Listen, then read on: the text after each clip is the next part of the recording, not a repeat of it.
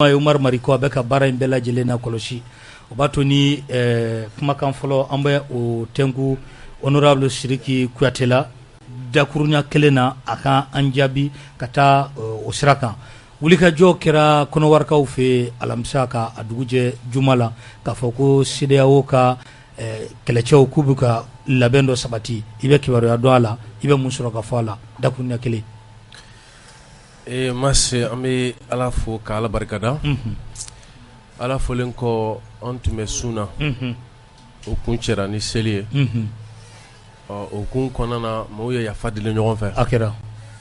an b'a ɲini Ala fɛ yafa ninnu ka minɛ ya rabi maa minnu ta kɛ ni kɔnɔnajɛlɛ ye o minnu ta kɛcogo ɲɛna o minnu ta kɛcogo ma ɲɛ o an b'a ɲini Ala fɛ Ala k'a bɛɛ minɛ bato fɛnɛ k'a ɲini Ala fɛ Ala k'u bɛɛ minɛ amin amin o bɔlen kɔ a bɛ ye k'a fɔ an bɛ don min na i ko bi n'i ye an ka CEDEAO ka kolo in jateminɛ n'o y'an ka farafinna tilebinyanfɛ kolo ye a bɛ ye a bɛ gɛlɛyaba de kɔnɔ bi ale dɔrɔn tɛ ani G5 Sahel G5 Sahel dɔrɔn tɛ MINUSMA dɔrɔn tɛ ka taa se fo a fɔ ma ko EICPA ninnu bɛɛ bɛ gɛlɛyaba de kɔnɔ CEDEAO ta fanfɛla sisan G5 Sahel balannen parce que a yera ko Hashimi de kan ka kɛ G5 Sahel président ye be a fɔra ten ka sababu kɛ Burkina ka turu banna turu dira Tchad ma sisan ni Tchad y'a bila Mali de kan ka taa Tchad jamana kantigi ɲɛ b'a la jamana min bɛ s'a ko kɔrɔ bi o bɛ tali kɛ Mali la a dɔ la Idriss Déby denkɛ n'o ye Mohamed Idriss a ye k'a fɔ ko Mali ka se ka taa komi Faransi ka projet de don n'o ye Union Européenne ni Faransi ka fɛn dilannen don olu de b'a wariw caman bɔ u kan bɛ k'a fɔ ko Hashimi ti k'a ye sisan u bɛ fɛ k'a lajɛ CEDEAO kɔnɔna na k'u bɛna kulu dɔ sigi min bɛna ale terrorisme kɛlɛ ka sababu kɛ Faransi sen bɔra duguma Mali la donc o nɔ kan u bɛna fɛ ka na fɔ u bɛ G5 Sahel modèle dɔ créer tugun mais masi ni si tɛ taa ka sababu kɛ jumɛn ye jamana min bɛ s'a kɔrɔ hali n'a sɔrɔ k'a dabɔlen don sɛbɛ kama o bɛ tali kɛ Mali de la sinon ni jamana ninnu tɔ bɛɛ kelen don fu gɔtɔ ye donc o b'a jira k'a fɔ CEDEAO bɛ instrumentalisation de kɔnɔ o ni CEDEAO bɛ expérimentation de kɔnɔ o bɛ se ka mun de kɛ pour que ka se ka hali bi farafinna sama ka bila jɔnya kɔnɔ parce que tɔn ninnu caman u sigira ni miirina min ye mun tun b'a kɔ o de ye nin ye donc farafinw ni jamanaw ka ɲɛtaa kɔnɔna min tun b'a kɔnɔna na a ma se k'o sira ta fɔlɔ o de kama an bɛ kɛlɛla yaasa ka se k'o sira ta tabarikala k'a da maaw tulo kan an bɛ groupe sanfɛ ni courant y'an sɔrɔ yɔrɔ min na an b'a ta ye o b'a to ni an bɛ kuma galama ka tɛnku Adama Ben Jarala Ben le cerveau bi ta ye appel sous le drapeau an bɛ appel à la nation do appel adresse à la nation bi taw de kuma bɛna kɛ jamana kɔnɔdenw fɛ bi de tabarikala Ben ko force dɔ bɛ ka labɛn an ka jamana kama walima a fɔcogo ma ɲɛ kosɛbɛ Maski fo a diyara n ye donc ka Sidiki Kuyate fo ka Yɛrɛwolo tɔnden fɛn fɛn bɛ yan ka bɛɛ fo ka PCFM baarakɛla bɛɛ fo ka Janginɛ fo ka kɔrɔ Umar Cɛfi Mariko k'a fo grand frère Bubula le grand frère national k'a fo olu belebeleba d'a ma média fɛn o fɛn bɛ yan ka bɛɛ fo ani radio fɛn fɛn bɛ ka synchroniser ka radio bɛɛ fo donc k'a fɔ mas an labɛnnen don ni a bɛɛ lajɛlen parce que an b'a dɔn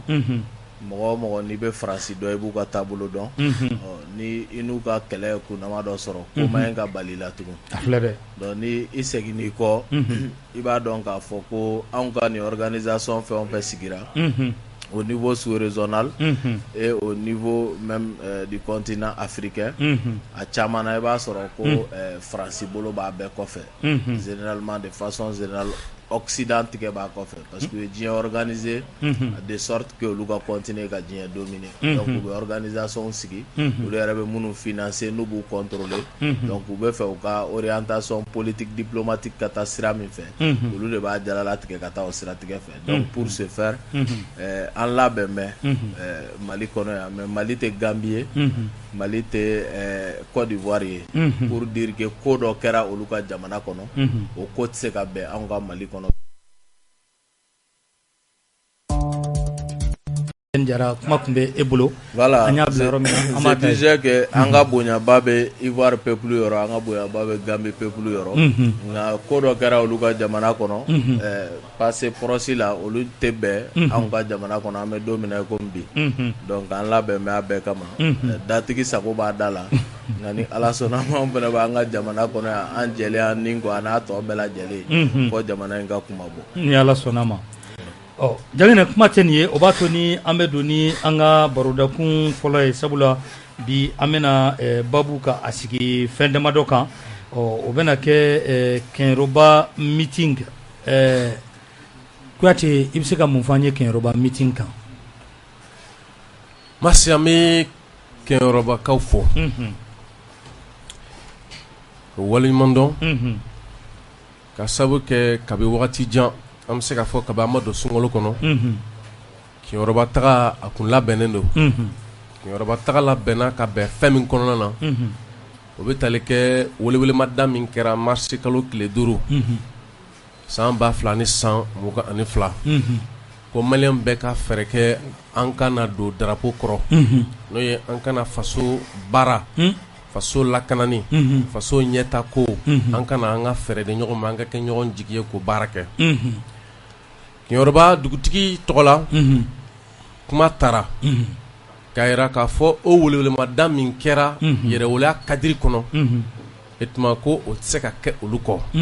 o de kama olu fana y'u kan labɔ bangɔnna kɔfɛ k'a fɔ ko kɛnyɛrɛba fana ye wele jaabi a kɛra kɛnɛ wasalen ye munna parce que an taara Bala Fasɛgɛ fɛ yen Bala Fasɛgɛ dalen de bɛ kɛnyɛrɛba kɛnyɛrɛba ye dugu ye minnu tigiw sɔnna ka bonya n'a karama ta k'a di jeliw ma kɛnyɛrɛba ko bɛnna waati min fɛnɛ ma o y'a sɔrɔ jeliw fɛnɛ dɔw b'a la k'a fɔ k'u ka kalifa tɔɔrɔ la o nɔ kan yɛrɛwolo de ye tɔn ye ni mu ko k'u tɔɔrɔla ko min na hali ni anw jo de b'a la yafa bɛ ɲini fɛ o misala fɔlɔ kɛra jumɛn ye camarade Ben le Cerveau a fɔra dɔw fɛ k'a ye nkalon du la ka kɛɲɛ ni min kɛra Bayangara mara kɔnɔ an ye kuma fila ta k'a yira maliyɛnw na bɛɛ ni min fɔ n'u bɛ ka min jalaki a la kelen tɛ nka n'a ta yafa deli kɛra kɛnyɛrɛba fɛnɛ min fɔra nkalon tɛ a ye nkalon tɛ kɛlɛ min tun bɛ bɛn ni a ka jeliba cɛ n'o ye Seku Tunkara ye an taara o fɛnɛ ban ayi Seku bi Seku ka surun jeliya la ni ne ye ne min ye Kuyate awɔ parce que Bala Fasɛgɛ binnen kɔ i b'an ka kabila ta ka taa san 200 i tɛ mɔgɔ sɔrɔ a kɔnɔ min ye jeliya kɛ mais hali bi Seku Tunkara ninnu ka juguya kɔnɔ a bɛ yen a jɛ awɔ Kuyate a ye nkalon tɛ an bɛ taa yɔrɔ jan tariku dɔrɔn de don mais minnu don ni fɛn min sidɔnnen tɛ ni lagosi ye fɛn min kɛ fɛn dɔ ye ban bɛ k'a la i n'a fɔ farafinna a lagosira mais ka taa sɔrɔ an bɛ fɛn min fɔ ko Afrique ɲininkala ko le mot Afrique aurait venu du berbère Taferka qui veut dire la terre ou la propriété terrienne. Celui qui habite la terre est appelé Africui, qui a donné en latin Africus, qui a évolué dans le temps jusqu'à ce qu'en arabe, on a parlé de Ifriqiya. Kabo Ifriqiya la kana fo Afrique konana. Donc abiye ka fo ko la jeda ka di mo mo farafu ne do. Ko sani fe fembe talike abi fo mo mi mako abi fo mo mako Cheikh Anta Diop. Cheikh Anta Diop de ñinini ke kanu kuma son jila ka fo ko l'Afrique est le berceau de l'humanité. Mais muy me jamana en kono ya. C'est que nous mo ti ñogon bunya parce que mo ti ñogon don. Mu ne bina noye. Ni e manden ta kala je a kalfara jelu de la. Ko manden ka ke jelu ko jelu ka ke manden hakli ka ke manden kloe ka ke manden nye ka ke manden dai ko dake ibine ka fo ka tiɲɛ fɔ ka manden bilasira maninkaw kana fili o de fɔra manden o de fɔra manden jeliw jɔyɔrɔ de ye manden donc manden kalifara jeliw la o bɛ cogo min na kiyɔrɔba fana karifaraw jeli kelen na o bɛ cogo min na yɛrɛwolo fana ye yɛrɛwolo fana tɔn a kumalasela o ye jeli de ye donc an ko jeliw ma ni fili bɔra yɛrɛwolo kɔnɔ o ti yɛrɛwolo jatew ka fili o jeliw ka fili o de nɔ kan a fɔra anw tɛna jo ni jalaki ɲini an ni jeliw cɛ ni jeliw ko yafa ka deli yafa bɛ deli yafa deli o kadiri de kɔnɔ ni dɔw bɛ ko yafa deli ta k'o kɛ n'a fɔ nkalon don dara nkalon ma da maa la dɛ ayi nkalon ma da maa la min fɔra o de bɛ yen ni kɛlɛ donna jatigiw ni u ka jeliw cɛ o fɔra o fɔcogo la k'o bila o minɛn kɔnɔ n'o ni nkalon tɛ ɲɔgɔn sira la parce que jo ni jalaki t'anw n'an ka jeliw cɛ ayi jo ni jalaki tɛ maa ni jeliw cɛ n'u y'a ci la a banna awɔ sanmɛ de kama u bɛ se ka sigi u kɔ anw fɛ yen Manden c'est pour k'a fɔ ko jeli tɛ malo mais k'a tɛna bɛ wase min b'a tɛna wase o sanmɛ de o sanmɛ de kɔnɔnamaloya ye parce que malo ye kojugu de a bɛ fɔ wagati min na i ti malo o b'a jira k'a tiɲɛna sanmɛ de kan k'i bali i kana malo donc o bɛ donni min na i ko bi an bɛ min fɔ mɔgɔw ɲɛna dɔrɔn o de ye an ka taa ɲɛfɛ min kɛra balawu ye o de ye Mali kɔnɔ yan a ka fɔ mɔgɔ ma k'i ye jeli ye o k'i tɔɔrɔ o de y'a balamayɔrɔ ye n'o y'a balamayɔrɔ ye cogo di parce que n'i y'o fɔ a bɛɛ ye yɛrɛdɔnbaliya ko fɔ n'o fɔra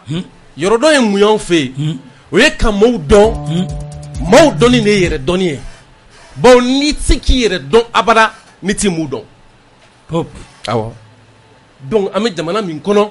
n'o ye Manden ye o Manden de kɔnɔ a fɔra ko jeliya ye ka kodɔn ka kokɔrɔ dɔn ka se ko la k'i pan ko kunna ka ko dilan ka mun dilan ka mɔgɔya dilan ka dilan ni jumɛn ye ka dilan ni danpe ni cɛsiri ye bɛɛ ni kɛlɛya kɔnɔ yɛrɛwolo ani yɛrɛtigiya kɔnɔ o de fɔra kiɲɛrɔba jeliw ye ko kuma min fɔra n'a y'u tɔɔrɔ an tɛ joni jalaki ɲini sinon kuma min fɔra a tayɔrɔ b'an bolo kuma min fɔra a lagosi bɔra yɔrɔ min na o dɔnnen don mais joni jalaki tɛ ɲini min bɛ ɲini jeliw ko yafa ka deli yafa deli la donc yafa ma deli kuma suru kan yafa deli la ni min ye o ye a bɛ fɔ min ma majigi de ye o majigi jeliw fana y'o ɲini bɛɛ fɛ ko ka sababu kɛ maa kelen tɛ se ko la ko ka sababu kɛ ko dɔ bɛ adamaden sɔrɔ ka taa sɔrɔ i cɛ cocolo don mais ka taa sɔrɔ i cɛba cocolo tɛ donc an bɛ donni minɛ i ko bi ne bɛ fɛ maliyɛnw k'a faamu de min bɛ sen na n'o ye k'a fɔ yɛrɛwolo bɛ baara min na dɔw ka t'u fa ka foro sɛnɛ ɲinan sali kun tɛ se ka kɛ dɔw bɛ ka taa bi bɔ u faw ye u bɛ u bakɔrɔnin ye bi ɲinɛ seli la salona sini seli kun tɛ se ka kɛ mais dɔw ka kɛlɛ de y'o kɛ Asimi b'olu ɲɛma bi jamana ɲɛmɔgɔya la mais u n'a ta o ta jama dɔ bilalen don Asimi na yɛrɛwolo b'o baara min na jama dɔ bɛnnen don yɛrɛwolo fana na ko maadenninw ka sabali an ka avancer m'u ka sabali an b'an avancer donc an taara min fɔ kiɲɛrɔba an nana ni min ye ka bɔ kiɲɛrɔba bakurubaya la hali n'a sɔrɔ a fɔli man di yɛrɛwolo mɔgɔ dɔ ye a fɔda bɛ ne kun wa n'a kan ka fɔ ka min perepela tigɛ o bɛ fɔ wa o kɔfɛ hɛrɛ bɛ si hɛrɛ bɛ tile Masudi an Dunkaye Jaginɛ Kiɲɛrɔba bɛ nin fili bolo nin Ben a Kiɲɛrɔba Kuyate bɔra ka kuma caman fɔ sisan mais e yɛrɛ hakili la bi bi in na fara ɲɔgɔn kan bolo kan e bɛ se ka mun de fara o kan da kan n'a ma ɲɛ k'a bɔra Kiɲɛrɔba ni kuma ye parce que maa caman ko k'i ka kuma cayara dɛ Kiɲɛrɔba ye wa ou bien ayi sisan yɛrɛ yanni Kiɲɛrɔba ta cɛ k'i ka kuma yɛrɛ de cayara k'i fariyara Segu nɔfɛ dɛ k'i dun terikɛ don ok donc terikɛ don i kɔrɔkɛ don an bɛ bɛɛ fo Ala k'an dɛmɛ Segu ye n terikɛ ye Segu ye n kɔrɔkɛ ye an ye ko caman kɛ ɲɔgɔn fɛ an b'a jigiya fana an bɛna ko caman kɛ ɲɔgɔn fɛ jamana ka nafa kama donc o y'a to kuma caman kɛra Kiɲɛrɔba an y'a bila fili mina ani tigɛ di ɲɔgɔn ma minan kɔnɔ parce que adamadenya la mɔgɔ tɛ se ka kɛ adamadenya la k'i tɛ fili et puis mɔgɔw bɛ to k'a fɔ ko karisa bɛ se kuma la anw yɛrɛ kɔni bolo kuma de bɛ s'i la donc o y'a to mɔgɔ bɛ kuma bɛ se ka jɛgɛ i bolo a bɛ se ka tɛrɛntɛ i bolo mais fili man jugu n tɛ segin kɔ o de ye kasara ye o de ka jugu donc c'est pourquoi an bɛ se k'o yira mɔgɔw la halisa on est perfectible donc ko caman bɛ yen n'i y'a daminɛ de fili caman bɛ se ka na gɛlɛya caman bɛ se ka na nka an bɛ min ɲini halisa o ye mɔgɔw ka hakɛto de ye ani mɔgɔw ka yafa de ye parce que i bɛ kuma fɔ e b'a fɔ ni hakilina min ni hukumu min ye a bɛ ɲɛsin mɔgɔ min ma o b'a faamu ni hakilina min ani mɔgɔ wɛrɛ minnu tulo b'i la olu bɛɛ b'u ka hakilina don a kɔnɔ u tɛ kelen ye quoi mais min ka ɲi bi anw bolo comme yɛrɛwolo yɛrɛ bɛ fara ɲɔgɔn kan taamasiyɛn de fɔ parce que an caman bɔra Amadu Jikɔrɔni ka ekɔliso la nka an bɛɛ presque ka kulu tun b'an bolo an y'a ye de ni an m'an tigɛ di ɲɔgɔn ma an tɛ se k'an kɔkɔ da gɛlɛya in na Ala barika la an y'an tigɛ di ɲɔgɔn ma san 2 kɔnɔ an ye jaabi min sɔrɔ farafinna bɛɛ kɛlen don b'i ka Mali kɛ misali ye o y'a to n bɛ n da maga min yɛrɛ la an balimakɛ n'o ye Kemi Seba ye a nana bɔ an na a bɛ yan a bɛ tagamala yan a tigɛra fo la kunu an yɛrɛ n'a taara bɔ président libérateur Asimi Goïta tabarikala n'a taara ka taa Asimi Goïta fo tabarikala donc Asimi ko an bɛ nin wulikajɔ min na ale ka dɛmɛ dafalen bɛ an kɔkɔrɔ tabarikala ka kɛɲɛ ni nin wulikajɔ ye et que an ka minɛ a kɔkɔdisi la au niveau institutionnel a minɛlen b'ale yɛrɛ fana bolo fɔ farafinna bɛ se ka lafiya cogoya min na a banna donc a y'o fɔ ka tanuninkan caman kɛ ani hakilisigi kuma caman kɛ ka ɲɛsin an balimakɛ ma Kemi Seba ani bisimilalikan caman tabarikala donc o kɔfɛ Keɲerobakaw bɔra an b'u fo an ye dugutigi ye ka donso ɲɛmɔgɔw ye ka alimami ye ka jeune ɲɛmɔgɔw ye yɛrɛwolo tɔgɔla yɛrɛwolo Keɲeroba donc k'a ye fɛnɛ an balakaw bɔra donc mɔgɔ fɛn fɛn bɔra Keɲerobakaw bɔra k'u fo ni wulikajɔ la an ye kuma min fɔ tiɲɛ na an b'o kuma kan parce que yɛrɛwolo yɛrɛ kulu 18 faralen ɲɔgɔn kan kɔfɛ kulu wɛrɛw donna hali tarata tɛmɛnen kulu wɛrɛ farala kan an bɛ continuer halisa ka mɔgɔw wele an k'an tigɛ di ɲɔgɔn ma minnu bɛ yɛrɛwolo la minnu bɛ kulu wɛrɛ la surtout nin wagati in na nin tɛ farafarali ni gɛlɛya ni kuma caman wagati ye quoi parce que nin wagati de la Faransi bɛ lamaga caman na o kow de bɛ ka kɛ Djéné mara la hali Z5 Sahel ko kuma min bɛ ka fɔ Z5 Sahel tɛ o a tɛ exister yɛrɛ a tɛ exister fɛnɛ donc olu bɛ dilan de depuis février 2014 pour ka organiser ka kɛɲɛ ni u ka OCRS organisation ye u bɛ ka laɲini min kɛ n'u nana ni Servali après n'u y'a yɛlɛma k'a kɛ Barkani ye donc laɲini min b'u la f'u ka t'u daga an ka jamanaw kɔnɔ baaraw de bɛ sen na donc an b'a fɔ an mɔgɔ fɛn bɛɛ bɛ ka transition dɛmɛ a ka ɲi ka wajibi an bɛɛ k'an tigɛ di ɲɔgɔn ma hali minnu tɛ k'u yɛrɛ bi transition ka trajectoire la a b'anw ka mission fɛ ka ɲini ka gɛrɛ olu la de pour que an n'u b'an tigɛ di ɲɔgɔn ma parce que ani jugu min bɛ ɲɔgɔn na ni kɛnɛma jugu don a tɛ sunɔgɔ a tɛ dingo a tɛ ɲinɛ donc o wagati la an ka ɲi k'a lajɛ ka fara ɲɔgɔn kan ba dɔw la pour que an bɛ taa ɲɛfɛ cogoya min na et c'est dans ça que dans l'union que nous pouvons gagner an bɛ kɛlɛ min na a ka ca Ala fɛ n'an farala ɲɔgɔn kan an bɛ sebaya sɔrɔ de tabarikala donc o kɔnɔ an tulo bɛ Guterres mankan na Antonio Guterres Nations Unies ɲɛmaaba ko Mali mago bɛ force min na bi ko bɛ se ka kɛ force d'interposition tɛ bilen ko mais ko force eurobisi ko la ko hali sinsin bɛ se ka kɛ farafinna jamanaw kan ko pour que ko wolomasiri tabaw kunda Mali kan an ko suruku bɛ bakɔrɔni minɛ yɔrɔ min o tɛ yuguba saga ta yɔrɔ ye dɛ donc yɔrɔ min na Faransi yɛrɛ bɛ ka dɛsɛ n'o bɛ ka gɛn wagati kelen na n'aw ko k'aw bɛ Faransi sago wɛrɛw ta ko ka n'olu cogo anw kan an bɛ nin bɛɛ dɔn lamaga min bɛ sen na MINUSMA ka mandat ko de don ni Ala sɔnna a ma tagalen ɲɛfɛ an da bɛ don a kɔnɔ yan'an ka kuma lasegi Kuyate ma i ka bɔli dɔ sen fɛ kɔsa in na i y'a jira ko hali Cɛbilen Darame ninnu minnu n'aw tɛ hakilina k'a bɛna wuli ka se o ma yala o hakilina nana cogo di non au fait an m'a fɔ an bɛ wuli ka s'u ma n ko ni Cɛbilen ye ɲɔgɔn seliman fo parce que kabiri wagati dɔ kɛra parce que an ni Cɛbilen ye ɲɔgɔn sɔrɔ an tɛ a baara de kɔrɔ 2017 donc après an donna ɲɔgɔn na ensuite ko caman kɛra donc sisan transition ko bɛ sen na Cɛbilen olu b'u ka courant idéologique kɔnɔ olu ka faamu na Faransi ko de bɛ se ka kɛ sababu ye ka Mali ni farafinna kisi anw ka faamu na farafinna ka jɔnya juru o de ye Faransi ye gɛlɛya fɛn fɛn b'an kan o dɛnnen don Faransi de la donc o y'a to kumaw gɛlɛyara kumaw kun tɔn yɛlɛnna wagati dɔw la ka kɛɲɛ ni jamana yɛrɛ lafasali hakilina ye nka juguya kelen t'a kɔnɔ donc an ye ɲɔgɔn sɔrɔ ka foli ni yafadɛli min kɛ n y'o de yira ka tila k'a yira n ko hali maa minnu ka hakilina tɛ transition ye an bolo bi wagati dɔ sera tuubi ma datugu an y'u wele ka na tuubi de ma nka k'an bɛna wuli ko ka s'u ma an m'o lase kɛrɛ nka an y'a kanu kɔni bi tiɲɛ na a ka d'an ye malidenw ka tuubi ta tabarkala tubi ta o de ka d'an ye kosɛbɛ pour an k'an tigɛ di ɲɔgɔn ma parce que fɛn ma ɲi ka sɔrɔ jamana kɔnɔna nin wagati la quoi ni kɛnɛmana ka kala i b'i jija i bɛ se ka so kɔnɔna sumaya cogo min na parce que n'i kɔ da ko caman na ɲɔgɔn fɛ a kɔlɔlɔ bɛ se ka bonya nka o kɔrɔ tɛ k'a fɔ ko an ɲinɛna kɔrɔlenw bɛɛ kɔ o kɔrɔ tɛ k'a fɔ ko kiri ka sonsoro o kɔrɔ tɛ k'a fɔ ko yafa bɛ se ka kɛ nka sariya ka ɲi ka boli fɛnɛ quoi min ni min ka kan o ka da o kan o bɛ sigi kɛ damu ye quoi. tabarkala adresse à la nation do kamaw hakili lajigi Adama Ben Jara ka taa se honorable Sidiki Kuyate Yɛrɛwolo debout sur les remparts olu tɔgɔ la olu de bɛ an bolo yan bi nɛgɛjuru labila t'a la nka minnu bɛ fɛ ka bataki ci 70 22 33 60 70 22 33 60 minnu bɛ jamana kɔ kan 75 25 35 38 75 25 35 38 nka i b'a kɛ bataki de jangina an bɛ don an ka babu filanan na ɲininkali jumɛn b'i bolo ka tɛngu Kuyate la. Kuyate yan'an ka taa babu filanan na komi appel sous drapeau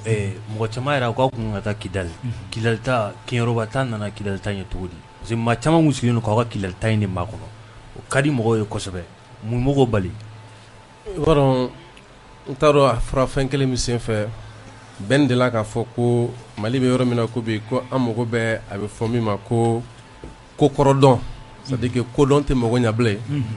ko kɔrɔdɔn de b'a ɲɛ. Ka kodɔn ka kɔrɔdɔn dɔw sɔn k'a fɔ ko nin bɛɛ tɛ kuma kelen yan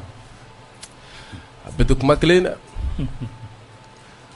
n'i ye Manden dugukolo ta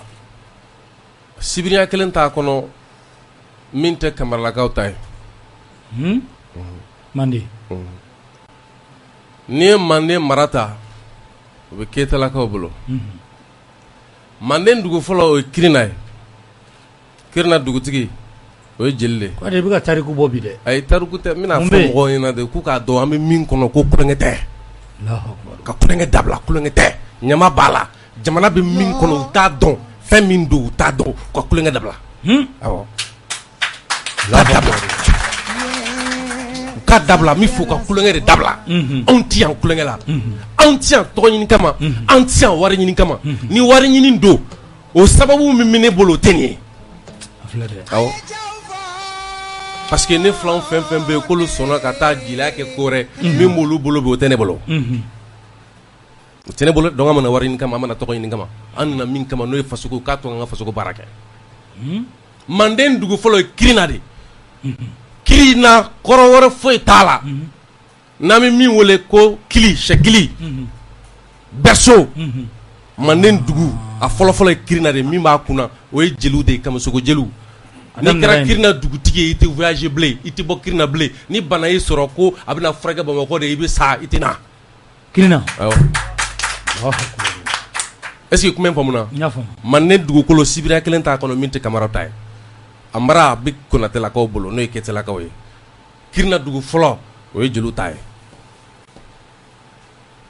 Donc o ye ka ko kɔrɔ de dɔ ye. C'est pourquoi an kelen k'a yɛrɛwolo sigi an ko an ka kɛlɛ in kɛ ni hakili ye ka sababu kɛ jugu cayara jugu cayara ka sababu kɛ jumɛn ye jugu dɔ bɛ wele ko ɲin jugu i bolo k'a ni bɛ ɲɔgɔn fɛ a ma a bɛ k'i juguya jugu dɔ bɛ wele ko ɲabaga tiɲɛ c'est-à-dire que n'i ɲɛna ale ma a b'i tiɲɛ o kɔrɔ ye jumɛn ye ni cɛ y'a ɲini k'i bɛ maliyɛnw bɔ ni jɔnya in kɔnɔ i bɛ maliyɛn dɔ sɔrɔ minnu b'a ɲini k'i lakari pour que ka to jɔnya kɔnɔ a bɛ na fɔ n'i ye suruku sɔrɔ jan na k'a hinɛ minɛ walahi n'i ko k'i bɛ taa bɔ jan na i sigi dɛ min y'a don jan na n'o tɛ a ne de don o to yen jugu dɔ fana bɛ wele ko senkɔrɔ jugu jeliw ko de ka jugu ni jugu bɛɛ ye ko parce que ko bɛ na fɔ ko wulu kolon ko bondala kolon don wulu min y'o ci ko bondala kolon don ɔ fiɲɛ min b'a la ale t'a ɲabaga fɛ abada f'a tiɲɛbaga imagine adamaden min bɛ bila i la ko parce que i bɛ fɛ ka dilan ka ɲɛ o jugu fana bɛ yen ale ti ci dɔ la dɛ parce que i bɛ fɛ ka dilan ka ɲɛ ale t'a ɲabaga fɛ f'a tiɲɛbaga senkɔrɔ jugu ye wulu kolon de bondala kolon a t'a ɲabaga fɛ f'a tiɲɛbaga donc o bɛ cogo min na kɛlɛ ninnu bilala hakili minɛn de kɔnɔ an mago bɛ ka se ka jamana fan bɛɛ sɔrɔ kɛlɛ nana daminɛ kɛlɛ daminɛnen a yira k'a fɔ sisan a daminɛna Segu mara kɔnɔ ka yɛlɛn ka na taa Mopti o Mopti mara kɔnɔna na a yira ko minnu bɛ Kidali olu ko k'u tun ye yɔrɔ minnu danna tigɛ k'u b'u sigi yen ka yɔrɔ la kɔlɔsi n'a fɔ ma ko zone de sécurité et de défense u y'o wuli ka bɔ yen u wulilen ka bɔ yen an y'a ye k'a fɔ k'u bɛ taa kulu dɔ sigi kulu min n'o bɛ na hali bi kumaɲɔgɔnya ni accord ko ta ka yanga sanfɛ an ye appel bila k'a fɔ an mago bɛ ka taa Kidal parce que o Kidal ka bɛn wagati jumɛn le 6 avril o 6 avril ka kɔn yɛrɛwolo sigili ɲɛ san o san bɛ kɛlɛ kɛ pour que u kana a bɛ fɔ min ma ko indépendance fêta kɔnɔna na ɲinɛ ta kɛra ka bɛn ni Faransi ka koso tali ka taa o wagati kelen k'u bɛna ɲini k'a fɔ u bɛna darakɔrɔbɔli kɛ darakɔrɔbɔli min senfɛ mankan bɛ se ka bɔ a la u k'o mankan ta k'a fɔ ko Mali faamaw taara silasa kɛ o baaraw kun labɛnnen don darakɔrɔbɔli fɛrɛ kan ka maaw ni jamanadenw hakili jɔ Kidal kan k'a yir'u la k'a fɔ n'a ti maa min bolo ko Kidal ko bɛ agenda kɔnɔ an ye communiqué kɛ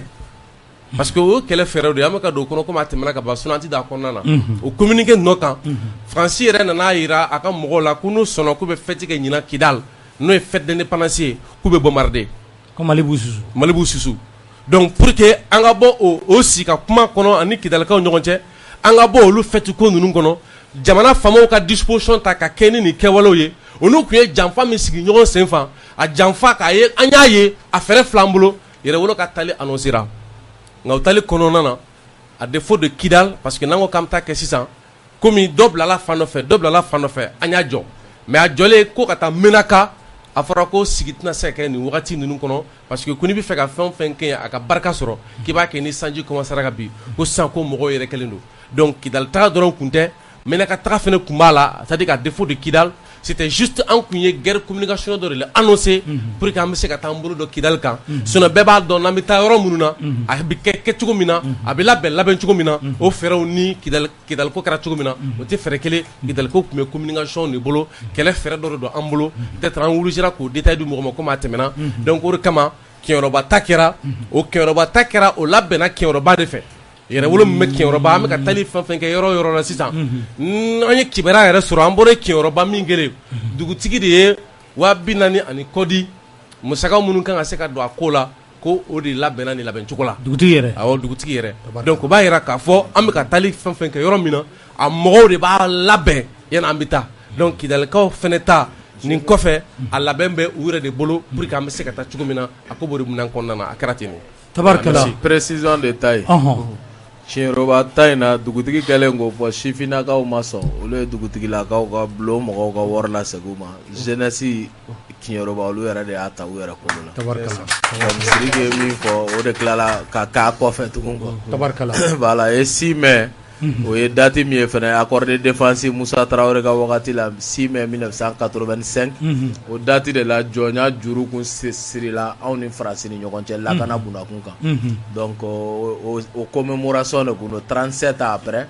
donc bi Assimi Goïta y'o jɔnya juru tigɛ min kun réactualisera IBK fɛ le 16 juillet 2014 donc accord de défense de tigɛra Mali ni Faransi ni ɲɔgɔn cɛ donc o de la an ye 6 mai date kɛrɛnkɛrɛnya ka taga o la tabarikala o b'a to ni jangina an bɛ ɲininkali wɛrɛ kɛ Ben le cerveau la Ben an y'a ye an ka jamana minisiri kɔrɔ dɔw bɔra tile fila in na media dɔw sanfɛ ka kumaw kɛ yala i ye kuma in mɛn kɛrɛnkɛrɛnnenya la an ka mɛn Cɛma Ibɛri Kulibali ma analyse jumɛn b'i bolo a ka kuma kan an ka don an ka bakuruba filanan kɔnɔ Cɛma Ibɛri Kulibali a b'a sen nunkun kan Kulibali masasi ko i bila kulu kan i bɛ dimi kulu bili kan i bɛ dimi o ma kɛ Cɛma Ibɛri ta ye dɛ a b'a sen nunkun kan ka kɛɲɛ ni a tɔgɔ an ka kɛlɛkɛminɛnw santɔla yuruguyuruguba minnu kɛra la bɛɛ y'a dɔn Kasoge tun wililen bɛ Soma kulew nɔfɛ o ko min tun bɛ sen na donc o kama ale y'a fisaya ni tagama ye an b'an balima Tɛlimani bolilaw fo a bɔra Tɛlimani fɛ Cɛma bɔra Tɛlimani de fɛ Moritani mara fɛ k'a sɔrɔ k'i yɛrɛ ɲini o y'a sɔrɔ Kasim Tarawele an b'a fo ale y'a kibaruya bila a ko ale ma bali ka voyager ko rumeur don ko mensonge don mais a ma segin fɔlɔ o kɔfɛ a ma segin donc o don a yɛrɛ jɔra la pour la première fois u ka télé in kan yen ko ale bɛ Abidjan yan ko parce que ko choix wɛrɛ tun t'ale bolo ko k'i sen fa walayi ma kɛ ka ɲa Cɛma Ibɛri ka wagati la précision dɔ bɛ yen min ye Cɛma Ibɛri boli tigi n bɛna n da maga gundo fitinin na ayi dɛ a ko ale bɔra jamana kɔ kan mais a ma boli fɔ dɛ bene de bɛ ka boli fara a ma boli a ye boli fɔ a jɔra la n bɛna fɔ sisan k'a ye boli fɔ sisan langue de Molière tubabukan don n'i y'a bɔ i da kaba hakili bɛ don yɔrɔ sɔrɔ a kɔrɔ a ko min bɛ jamana kɔnɔ bi ko n'i ko k'i ma sɔn transition in tacogo ma c'est-à-dire Mali bɛ ka kanabila min kɛ n'o ma bɛn i ma n'i kumana k'u b'i da don bɔrɔ kɔnɔ ko choix wɛrɛ tɛ to i bolo i bɛ taa kaso la soit i bɛ boli donc journaliste b'a ɲininka ko de y'a to k'i nana Abidjan wa a ko bon k'ale kelen ka cas tɛ se ka kɛ k'a bɛɛ jalalatigɛ ko mais ko Bube ka cas bɛ donc kɔrɔ ale ka cas b'a kɔnɔ donc ale bolilen k'i sen fa o b'a kɔnɔ ko de tora ale donc a b'i da don mɔgɔ wɛrɛw ta la an bɛ fɛ k'an pan minnu ta kuma kunna ni wagati in na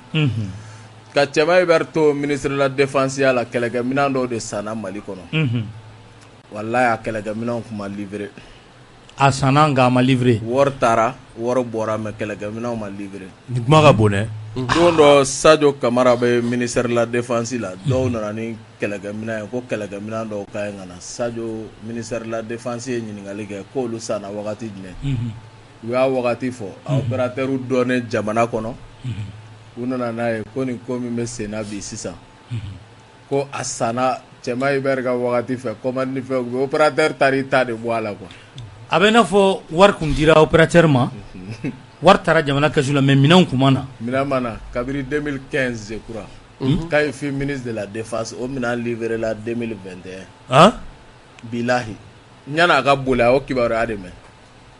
o de kɛra dɔrɔn semaine min dar'o kan a y'a fisaya ni tagama ye donc o commerçant de nana ka na fɔ ko awɔ olu kun ye wari minɛ wari minɛna marché passation kɛra fɛn bɛɛ kɛra nka minɛnw kun ma na minɛnw ma na donc olu kɔni ta filɛ parce que o de bɛ f'i ye o wari minɛ i b'a justifier papier la fɛn tɛ na an b'a dun o de bɛ kɛ donc sisan opérateur bɛ n'u yɛrɛ blanchi de an kɔni ka minɛn filɛ anw nana ni minɛn ye ne ko n ko nin b'a sɔrɔ nin minɛn ye komi n'i ye minɛn san cogo o cogo a bɛ bila moyen de transport dɔ de kɔnɔ i b'a sɔrɔ nin kun bɛ nɔn si kun 2015 minɛn min sanna 2015 o ka livrer 2021 bilahi o kɛra. C'est pourquoi Cɛma Hubert bolila ils savent ce qu'ils ont fait u b'a dɔn k'u ma ɲuman kɛ o Pulo tɛ Bamako yan Musa Mara tɛ yan u ma sɔn transition ma o mɔgɔ tɛ minɛ sa k'i ye politique mɔgɔ bɛ i ye politique ɲɛmɔgɔ bɛ k'i ye candidat ye mɔgɔ tɛ minɛ o la o olu bɛ ka kuma fɔ bi fanga ma u tɛ yan u bɛ yan ils sont opposés u b'u ka cadre kɔnɔ u bɛ ka kuma parce que olu b'a dɔn u ma jamana nafolo ta u ma tiɲɛli kɛ n'i ma jamana nafolo ne ye min y'o ta k'a fɔ ko acharnement min bɛ e kɔ k'o dɛnnen don politique sira la o tɛ tiɲɛ ye sa o tɛ tiɲɛ ye e ma ye Musa Mara b'a fɔ ko armée bɛ ka taga ɲɛfɛ k'an bɛ armée fɔ wa ko justice ka taa n'a ye parce que a b'a dɔn min don ni jama diyalen tɛ o yuruguyurugu ko sira fɛ i tɛ se k'o fɔ hali ni Musa Mara tɛ hakilina kelen kan o parce que Faransi ko ka d'a ye a bɛ Faransi jɔnyani b'a la Faransi kasa bɛ Musa Mara la n terikɛ don an b'a kuma kɛ o mais yuruguyurugu a fana bɛ ɲugun faso nafolo la o ye tiɲɛ ye an k'o fana fɔ n'i ye mɔgɔ ka défaut fɔ qualité min b'a la i ka ɲi k'o fɔ donc o kama Cɛma Hubert ninnu bɛ kule min kɛ u bɛ ka kule min bɔ bi kɔ kan dɔ wɛrɛ tɛ parce que u b'a dɔn n'olu nana jamana kɔnɔ u ye yuruguyurugu min kɛ u ka ɲi ka minɛ ka datugu o kulekan de b'u da donc anw bolo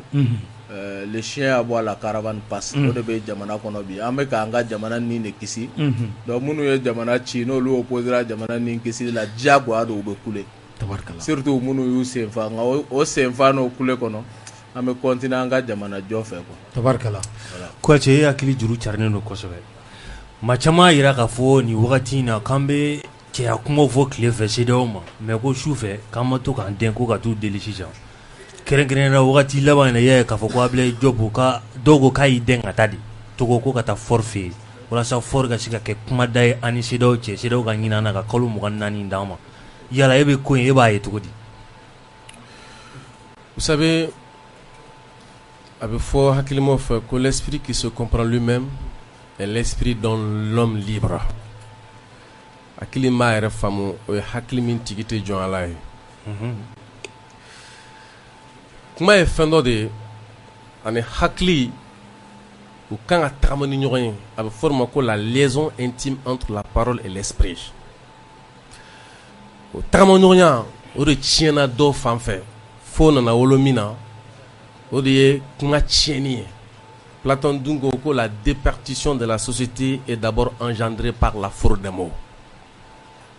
e k'a lajɛ CEDEAO min y'a ka cartouche bɛɛ fili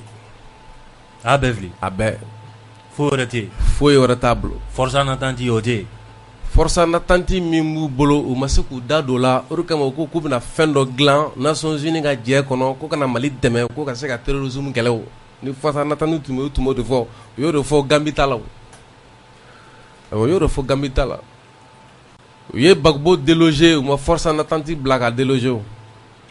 n ko Faransi ka licorne n'a déloger u taara ni Harmattan ye Libye ka Kadhafi déloger mais anw filɛ yan Barkhane an y'o gɛn k'a sɔrɔ an ye bogo don Serval la a bɛ fɔ min ma ko EICAP k'o gɛn MINUSMA gɛnnikɛ bɛ sen na olu fana ko k'o bɛna kɛ i n'a fɔ an mago bɛ ka kɛlɛ kɛ cogo min na 2013 u donna ni kan min ye k'u bɛn'o lakuraya tugun donc o b'a jira ko le Mali la c'est un cas à part bɛɛ de bɛ min fɔ waso tɛ dɛ ayi waso tɛ komi a bɛɛ anw de ta ye a kɛra san 5 ye anw de ta don a kɛra san 2 anw de ta don transition kɔfɛ a Mali denw de ta don hali n'u ko san 1 an yɛrɛ kungo k'u ka sɔn o ma o san 1 y'a sɔrɔ an sɔgɔ ma sɔrɔ o kelen de don o kelen de don dɔ yɛrɛ fara kan ma dɔ tun tɛ yen n ko dɔ de bɔra yen ka na ni nin ye o tuma n gɛlɛn ni dɔ wɛrɛ faralen a kan ka Asimi to yen o donc o ko bɛ cogo min na bi fort ale y'a jira k'a fɔ CEDEAO bɛ min kɔnɔ nkalon don ka sababu kɛ mun ye fɛn bɛ tali kɛ u ni ɲɔgɔn cɛ u bɛnna kuma dɔ de kan k'o kɛ sariya sɛbɛn ye n'u fɔra ɲɔgɔn kan o la kiiri de kan ka kuma u ni ɲɔgɔn cɛ ni kiiri kumana chef d'état mɔgɔw jɔyɔrɔ t'a la fort b'o laɲini kɔnɔ a bɛ minnu cɛla c'est le loup maintenant Mali mɔgɔ bɛɛ maa minnu kɔni bɛ ka tiɲɛ fɔ an tɔgɔ la yen k'olu renforcer olu bɛ dynamique olu bɛ dynamisme min kɔnɔ ka se k'o kokɔrɔ don pour que an kana kɛ fitiriwale ye o olu de bɛ Mali ni fort cɛ o sinon n'a sɔrɔ ko siran don mun na i bɛ taa fort fɛ yen i tɛ taa Alassane fɛ yen mais an tɛ Alassane fɛ yen parce que an b'a dɔn ale t'a yɛrɛ bolo an tɛ taa Macky fɛ yen parce que Macky bɛ ka kuma min fɔ o mɛnna an tɛ taa Bazoum fɛ yen parce que Bazoum bɛ ka kuma min fɔ nin bɛɛ dɛsɛ kuma de olu bɛɛ dɛsɛ kuma de parce que Bazoum ni kungo ko bin kɛra min bɛ tali kɛ o filɛ ka waleya min kɛ ko sariya sɔsɔ don mais a seginna a kɔ mais fort ma segin a kɔ donc an dun mɔgɔ bɛ tɔn min don o ye anw ka laɲini ye o de ye tɔn in ka laaraw ye sariya ka se ka labaara kɔnɔ jamana kɔnɔdenw mɔgɔ b'a la an ka taa sira min fɛ an ka t'o sira fɛ donc o nɔ kan n'an bɛ ka se ka mɔgɔ sɔrɔ minnu bɛ ka plaider en notre faveur an b'olu ka position renforcer o institution kelen kɔnɔ pour que an bɛ se ka institution in an sago sɔrɔ a kɔnɔ cogo min na parce que an m'a ɲini k'a fɔ ko an b'an sama ka bɔ a kɔnɔ mais y'a ɲini k'a fɔ a bɛ bolo min kan n'o ye Faransi ka fɛn dilannen ka jamana ninnu tereke o bolo ko an b'a détruire comme IBK ka fanga min tun bɛ ka yɛlɛ an kan comme une machine qui broyait sur son passage tout ce qu'elle trouvait o détruira cogo min na k'a bɔ o kɔnɔ ka na fanga di min fanga na sira wɛrɛ kan an mago bɛ min na an b'o logique de kɔnɔna na donc ni fort sɔrɔla fort fana bɛ se mɔgɔ min na o fana bɛ sɔrɔ donc pratiquement CEDEAO bɛ jɛnjanjanjɔ min na an filɛ wagati min na parce que n'i ye jateminɛ kɛ kɛlɛ bɛ ka bɔ an fɛ yan mais Burkina b'o filɛ yan nɔ kɛlɛ a bɛ ka don olu fɛ Côte d'Ivoire bɛ k'a fɔ k'a bɛ k'a labɛn parce que k'olu fana bɛ ka menace sɔrɔ Niger bɛ k'a labɛn alors que ta dun donna Libye de ka n'o gɔngɔn wuli anw na yan donc o b'a jira k'a fɔ ni peuple farafinna peuple bɛ fara ɲɔgɔn kan k'a fɔ k'u bɛ Mali dɛmɛ bi Mali bɛ ka bɔ tɔw fana kelen bɛ k'u ji kɛ Mali ye donc diyagoya la o jamana minnu bɛ yen nɔ n'an ka jate la an n'u ka ɲɛmɔgɔ ni jamanadenw bɛ se ka baara kɛ ɲɔgɔn fɛ sira ka bɔ an ka taa o sira bɔli o tɛ se k'a fɔ k'i bɛ taa deli la dɛ parce que dɔw ka deli kɔrɔ ye jumɛn ye ni deli ko don pour que i bɛ taa fort fɛ yen fort bɛ ka tiɲɛ de fɔ ni deli ko don i bɛ taa maa fɛ i bolo ko se bɛ min ye kɛ ni deli ko don i bɛ fɛn min a bɛ fɔ ma cɛnin tɔgɔ dɛ Faransi Macron i bɛ Macron ka appel ta kɛ ni deli ko don i bɛ t'o ɲɛɲini farafin jumɛn bolo yan ninnu na ni deli ko de don mais fort t'an bila ko an balo tun b'an bolo k'o y'an bila non ni fort y'an bila o ye fort kungo de ye c'est comme n'a fɔ pratiquement an tun bɛ IBK bolo IBK m'an bila Mali bɔra yan an bɛɛ man tan yɛrɛ di IBK ma Chinois ko avant d'offrir sa vie à quelqu'un il convient de réfléchir à qui et à quelle cause on va se vouer donc yani ani fort ka taa an ma taa ɲini dɔwɛrɛ ɲini fort fɛ o an mago bɛ a ka kɛ cogo min na an bɛ k'o de ɲini a fɛ n'a y'an bila o k'a yɛrɛ lajɛ tɔw bɛ bila minɛn min kan o bila minɛn kɔnɔna na donc pratiquement kalo 22 o san 1 o san 5 o nin bɛɛ Mali kɔnɔ kuma de donc ni fort y'o kɛ o fort y'o k'a yɛrɛ ye de an bɛ don min na i ko bi an kan bɛ de ni deli de don i bɛ taa deli kɛ yɔrɔ min na o tɛ Alassane fɛ yen o tɛ Macky Sall fɛ yen o tɛ fort fɛ yen parce que a tɛ ninnu si bolo bi mais an bɛ se k'a la kɔgɔ cogo jumɛn na k'a k'an ta ye o sira de b'an bila ka taa ye parce que an bɛ ka kuma min fɔ CEDEAO ko la o k'o kelen de fɔ kuma bɛ yen de tabarkala an bɛ yɛrɛwolo tɔnden minnu bɛ an bɛ foli ni caroni ka lasiw ma i tigɛrɛ fɔ aw yɛrɛ halisa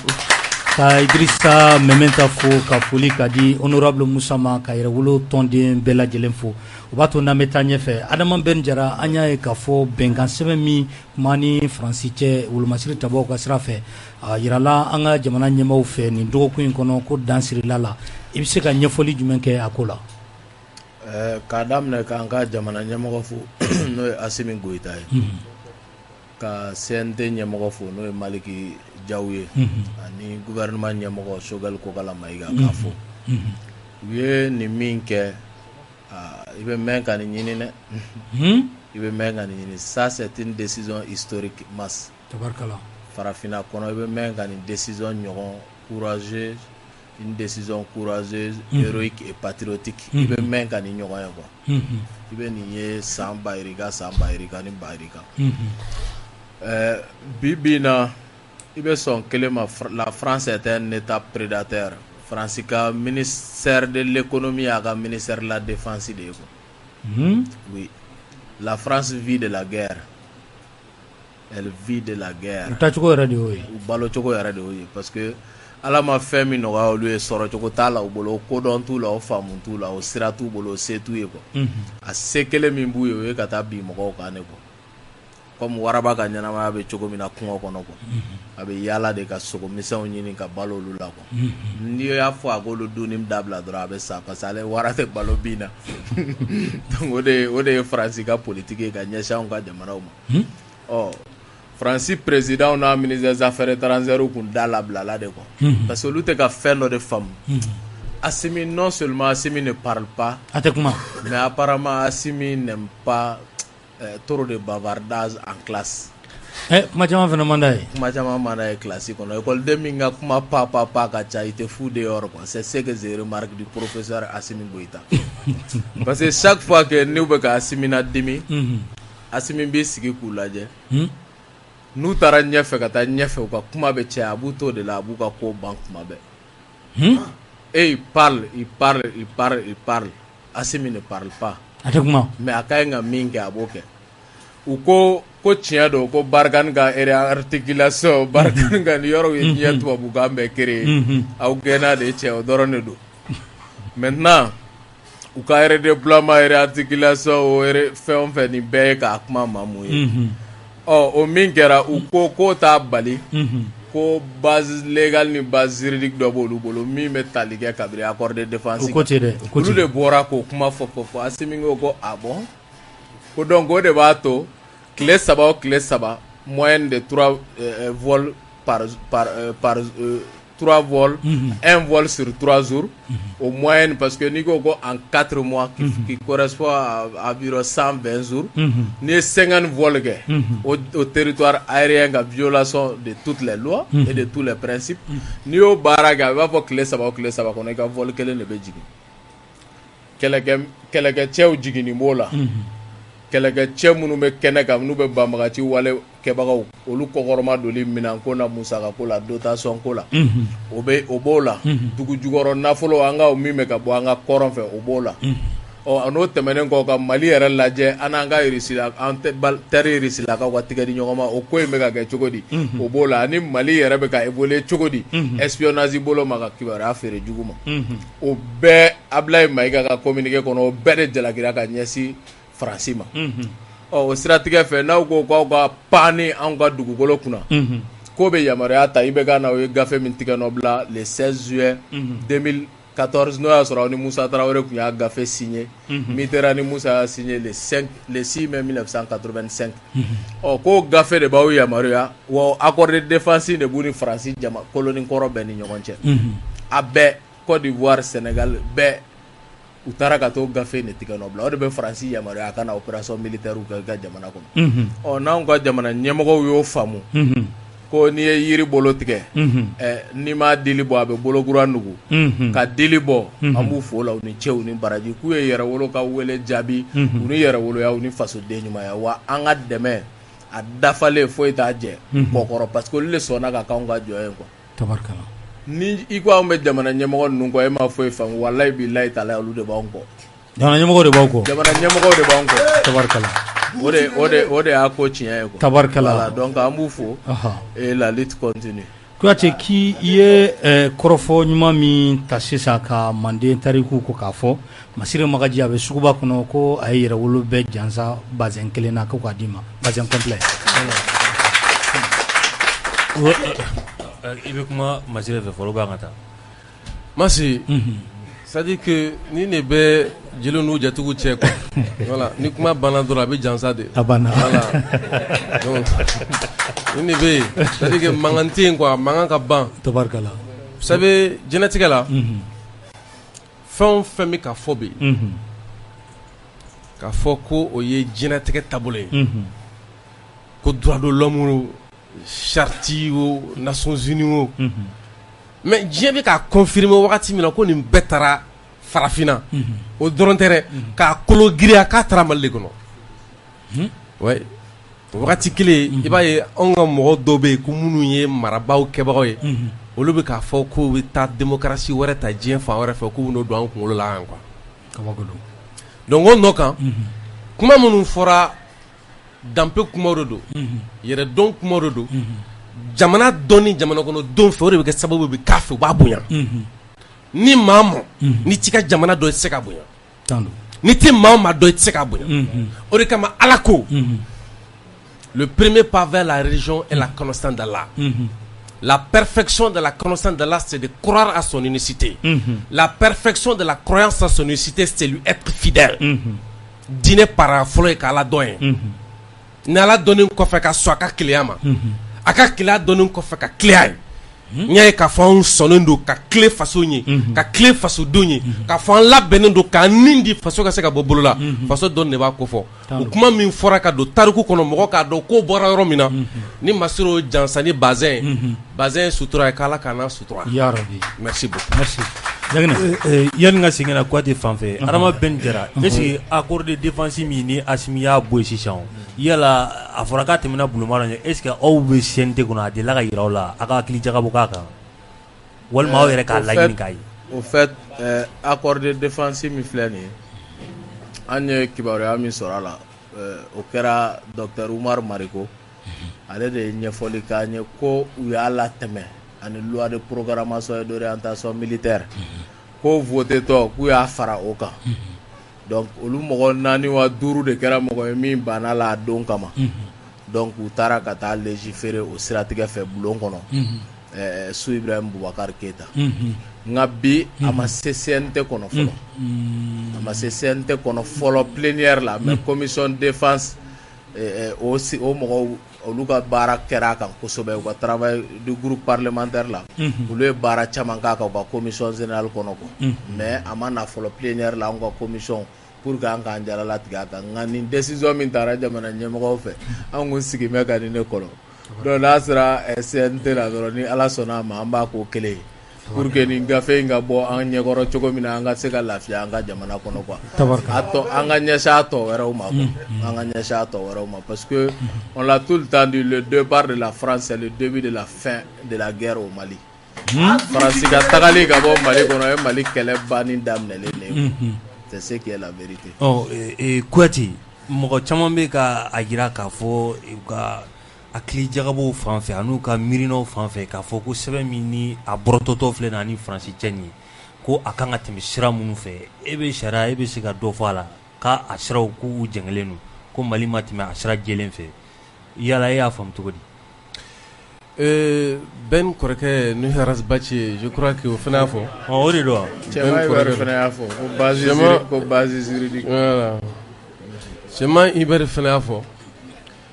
Vous savez, fɛn damadɔ de bɛ ɲɔgɔn kɔnɔ nin ko in kɔnɔ mɔgɔ caman ma min dɔn. O fɔ an ye tan dɛ. A fɔ min ma ko la diplomatie, ça c'est le droit international public. I m'a faamu. Olu de b'o kalan kɛ kosɛbɛ. O nɔ kan ɲɛ bɛ dɔ ka kuma na n'o ye Arasbachi Ben kɔrɔkɛ, ne baarakɛɲɔgɔn don parce qu'il est journaliste comme moi.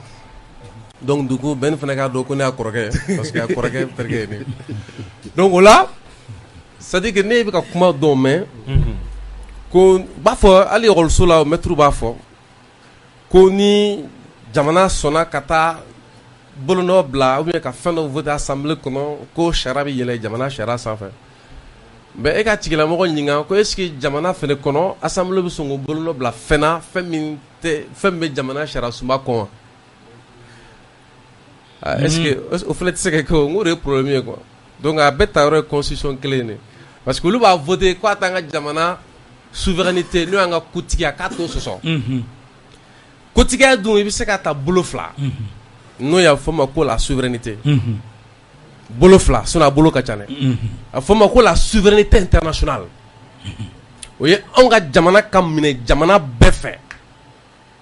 minɛcogo kelen na diɲɛ sariya bɛɛ ɲɛkɔrɔ c'est ce qu'on appelle la souveraineté internationale a fɔ ma ko la souveraineté interne o de ye ko bɛɛ jala tigɛ anw de fɛ le dernier mot revient au peuple malien c'est ce qu'on appelle la souveraineté interne o souveraineté interne fɛnɛ bɛ ci yɔrɔ fila a fɔ ma ko la souveraineté du peuple des vivants oui n'o ye sisan jamana kɔnɔden kelen kelen jamana kunkanko la an bɛ se k'an da fɔ mais ni bɛn kɛra kan sisan n'a kɛra jamana ta ye a fɔ ma ko la souveraineté nationale elle s'étend aux morts aux vivants aussi bien qu'aux citoyens à venir souveraineté a fɔ ma ko la souveraineté nationale a b'a daminɛ su la ɲɛnɛmaw la ka taa minnu min na donc o de kama ko n'a sera yen o fanga ti cɛ kelen bolo k'i bɛ fɛn kelen b'o la traité t'o wuli diɲɛ fan bɛɛ o b'o cogo la yen c'est sacré e minnu mana fɔlɔ olu ka hakɛ bɛ kan e b'o wolo ni dalo ɲuman donc Faransi ka sariya sɔsɔ sera o de ma a yɛrɛla Faransi la k'a fɔ k'a ka traité a bɛ dan yan parce que a sariya sɔsɔ dama tɛmɛna le corpus juridique des droits le plus sacré k'a sera o ma a dama tɛmɛna a ka sariya sɔsɔ dama tɛmɛna donc maintenant tiɲɛ don a ka kɛ d'abord kuma yɛrɛ fɔ cogo la o b'a yira ko a mana sariya ka sira kan n'a fɔ mɔgɔ mago b'a la cogo min na n'a fɔ Barkhane Tale le 22 je crois Niger député tun bɛ k'a kuma fɔ mais anw ta fɛ a kɛra jakumabo ye donc pratiquement a mana na sira kan bɔ kɛra kalama k'a fɔ tugun o bɔlen kɔfɛ ko fɛn b'a kɔnɔ min b'an ka jamana yan a ka yɛrɛtigiya bɔ a bolo o bɔlen kɔfɛ tugun a tila ka wolo kɛ min bɛ sɔsɔli kɛ n'o ye ka tila ka aw yɛrɛ bɔ a kɔnɔ a yɛrɛ ma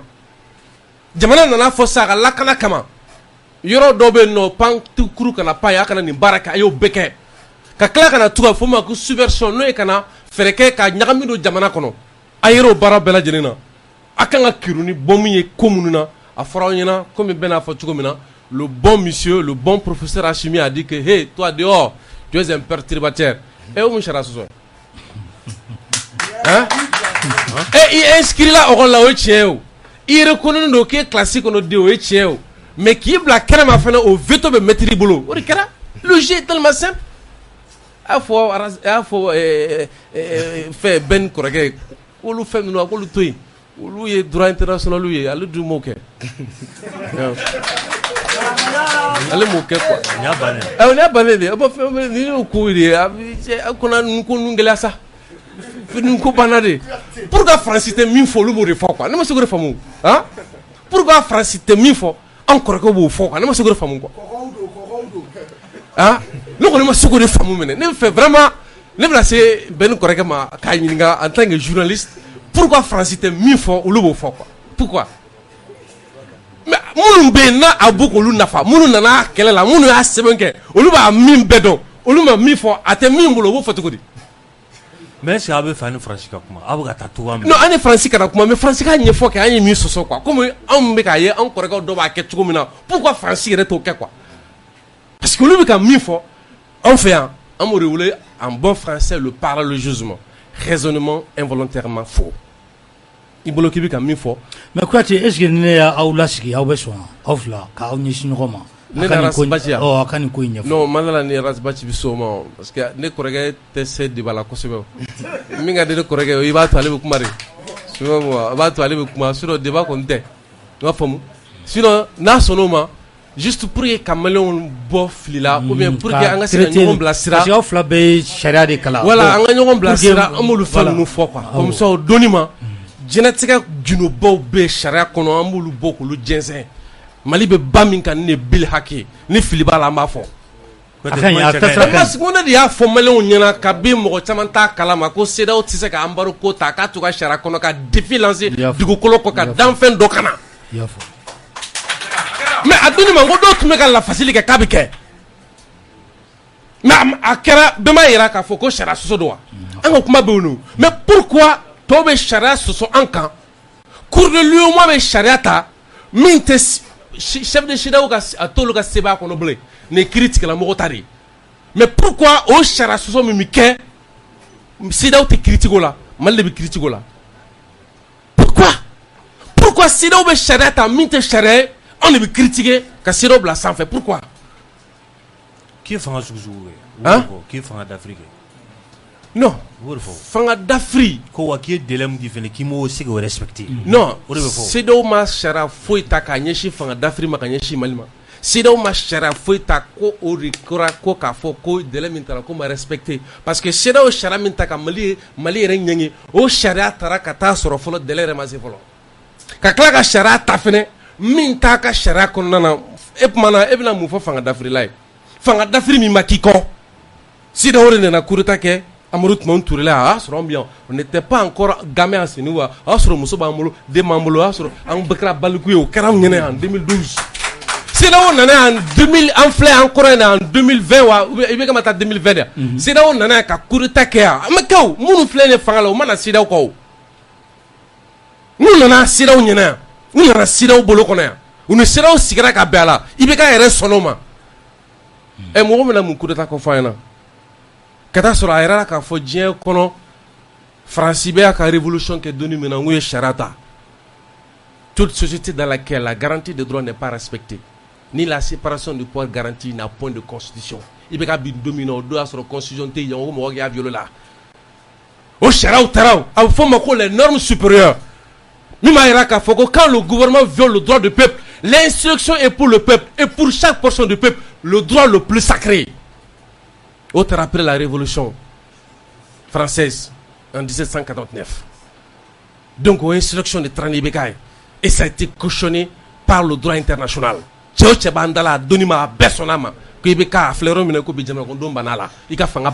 Parce que le pouvoir se repose sur le peuple. Et au coup d'état Karadjongo. Donc,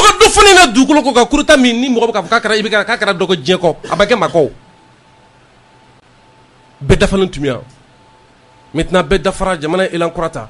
elankura okumu kɔnɔna ina san jamana kɔnɔ don fɛ ko nin ye jigiya min an ka fɛrɛ kɛ ka wagati dɔ di pour que jigiya min se ka dafa jamana ka sigi a yɛrɛ ma lakana ta sira o ni ɲɛda kura ka di jamana démocratie ma parce que la démocratie que nous ont imposée à partir de mars 91 une démocratie qui date sinon qui fait aujourd'hui 31 ans aux démocraties dessera an kana n'a yɛrɛ o ti dɛsɛ. C'est une démocratie qui va résister à toutes les intempéries. Donc, en mot bamikan bi ni doko ko fanatique. Maintenant, si l'on veut mouner kono, si l'on veut jati jumene kono, ako ko mo te ou ko. Mais quand sanction takada de mon dongo, ko pour que mon dongo buko. Mais il y a une contradiction fondamentale là. Parce que ou tout est rebolo. Ils se comprennent même pas eux. Donc, coup d'état ko kuma jumene la forme les kona ambe dominer kobi. Un pays déjà qui a pris la voie de la révolution. Et bien mon coup d'état ko kuma forme royana. Donc pratiquement beaucoup de gens c'est du pipeau. Vous voulez dans un débat sérieux. Il faut le droit. Argument contre argument. Autour les bancs ou quand tout le monde avance. Donc mas, jangine. Mais tu me fais réfléchir. Il y a un rambolo quoi. Il y a un connaisse. Il y a un c'est voilà. Ok. On va tout ni avec fait. Adama Ben. Oh bon anya sisa accord ko ni afara ko barkan ni takuba nunu ta ko jora me ko tobe ban kalo woro kono famia bama soro ala ko sobe ibsika wala wala li mene ke ala nyeta ko jumeme ba kalo woro kono ma afara ko accord ka banu chere ko obe ke kalo woro kono me voilà mais barkan ta ko o koni o jora ni takuba ni francini femunu nana ko sobe voilà. Donc yani nga do yɔrɔ kɔnɔ n bɛ fɛ ka laɲini dɔ fana kɛ Siriki fɛ an ka taa ɲɛfɛ walayi parce que sunɔgɔbagatɔ o bɛ kunu mais kalabanci so bɛ bi o kan dɛ donc an bɛ nin kuma fɛn fɛn la Baci bɛ nin bɛɛ dɔn a bɛ nin bɛɛ dɔn ani ne ye yaala kɛ yan n grand frère don ande yala la ya ben ibe woro sara ay koro do nkoro do metali woro la fia bu sola abana donc koro yala la anga produit français au boycotté koro ko ya ko emela la carrière français fait de toutes pièces ko ka Mali fara koro ya fo bati ofo en 2014 2015 bati tourné ga Mali ko avec un kuma nunu foko donc mimbe do wolfen du me mo da mo so o de c'est pourquoi Biarasta est plus blanc que Macron. O de asoro a jarabi me bi siriki ko kube kuma min fɔ ko français o yɛrɛ to fɔ a jarabi me bi français la ka tɛmɛ Macron yɛrɛ kan donc français ka yɛrɛ la fasali o kuma bɛ b'u da kɔ donc o de b'a to u b'o kuma suguyaw fɔ n'u bɛ légitimité ko kuma fɔ français surasiw nana yan fɛn de kɔnɔ u nana ya transition de kɔnɔ avant ça ni gafe signé na mɔgɔ min fɛ Musa Tarawele a ye coup d'état de kɛ surasi de don en 6 mai 85 wa a taatɔ don o cogoya kelen la surasi la surasi bi la ta o de ye tiɲɛ ye wa Barkhane nana comme serval transition kɔnɔ 2013 10 janvier 2013 wa a taara transition kɔnɔ 19 février 2022 dugu ciden kelen wa Musa Tarawele min ye coup kɛ Modibo la surasi don o de y'a signé wa Assimi Goïta min nana jamanadenw libéré an t'a fɔ coup kɛra IBK la parce que il y avait pas d'état pour parler de coup d'état min kɛra IBK la oui il y avait pas d'état il y avait pas d'état parce que l'état c'est l'organe suprême des gestions de la nation et jamana kun tɛ ka mara o donc o kama bi gafe in yɛrɛ de kɔnɔna na parce que Mali ye Faransi ta yɛrɛ ka piège de la quoi pourquoi an ye nin révolution qualifiée de révolution intelligente an bɛ ka min kɛ n'u bɛ laɲini fɛn o fɛn la ka na n'u ka terroristes ye seli fitinin na Bamako kɔnɔ k'u nana misi feere la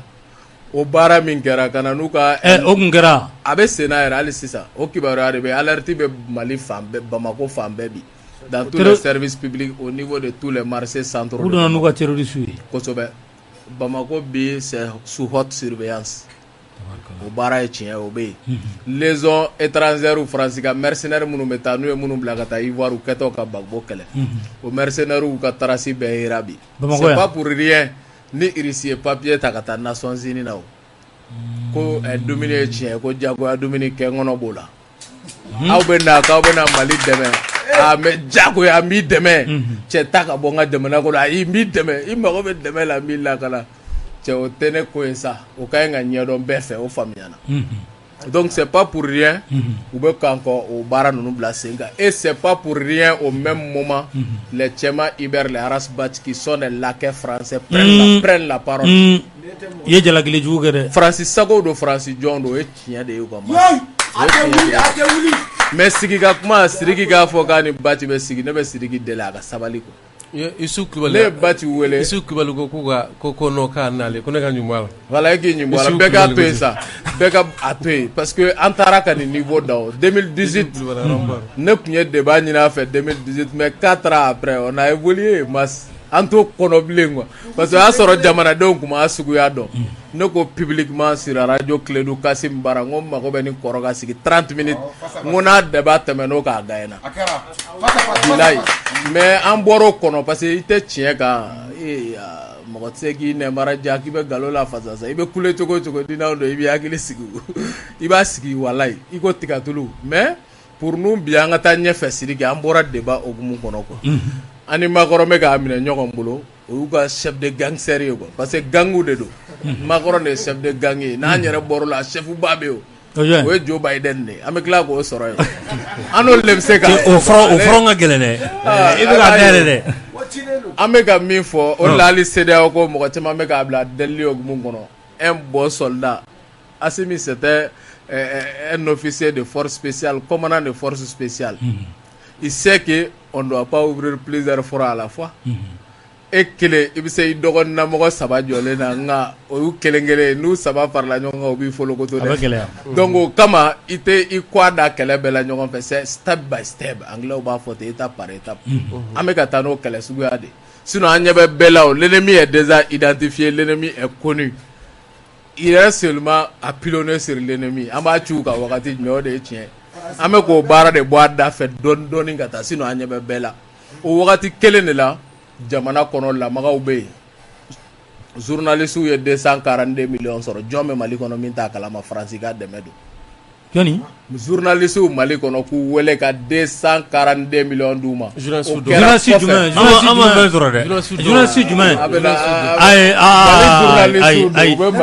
nin ye jalagili jugu ye Ben e sigilen don journaliste de ɲɛfɛ de ye kunnafonidilaw wele bɛɛ b'a kalama ya ko bon ko France ye dɛmɛ min don an ma